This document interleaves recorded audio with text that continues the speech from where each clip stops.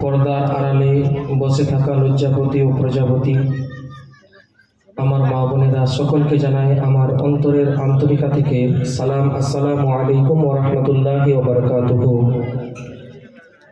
আসুন নাত শরীফ পাঠ করার পূর্বেই একবার নবী ও আলে নবীর প্রতি মুহাব্বতের সহিত দুরুদের নজরানা পেশ করি। পড়ুন আল্লাহুম্মা সাল্লি আলা সাইয়্যিদিনা